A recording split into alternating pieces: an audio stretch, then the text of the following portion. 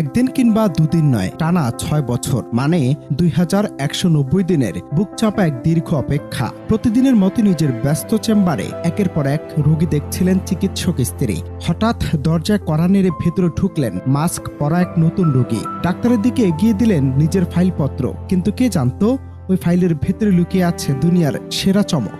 সাধারণ একটি দিনের এই সাধারণ মুহূর্তটি যে মাত্র কয়েক সেকেন্ডের ব্যবধানে এমন এক জাদুকরী রূপ নেবে তা হয়তো ঘুণাক্ষরে ভাবতে পারেননি সেই নারী।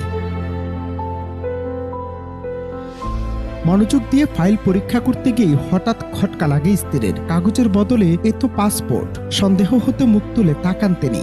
মাস্ক সরাতেই চোখের সামনে ভেসে ওঠে সেই চেনা মুখ। দীর্ঘ ৬ বছর ধরে যে মানুষটিকে বলে স্ক্রিনে দেখে এসেছেন তিনি, চোখের সামনে প্রিয়তম স্বামীকে দেখে নিজের আবেগ আর ধরে রাখতে পারেননি। মুহূর্তে চেয়ার থেকে লাফিয়ে উঠে জড়িয়ে ধরেন স্বামীকে।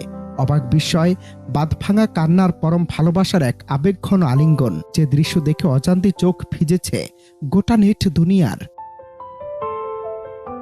প্রবাস জীবন মানে এক বুক চাপা কষ্ট, আপনজনদের ছেড়ে যোজন যোজন দূরে থাকার এক দীর্ঘ প্রহর।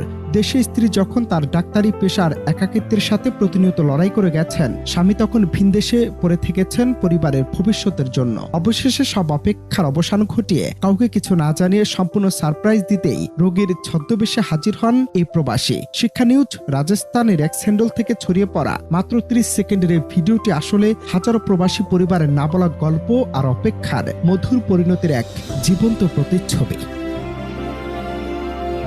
সামাজিক মাধ্যমে রীতিমতো তোলপাড় ফেলে দেয়া এই ঘটনাটি আমাদের নতুন করে বিশ্বাস করতে শেখায়, ভালোবাসার জোর থাকলে যে কোনো দূরত্বই হার মানে। ৬ বছরের প্রতীক্ষার পর প্রিয় মানুষকে ছুঁয়ে দেখার যে প্রশান্তি, তা ওই দম্পতির চোখ মুখের অভিব্যক্তি না দেখলে হয়তো বোঝানোই যেত না। অনন্ত হাসান মাসুদ, বাংলা টিভি।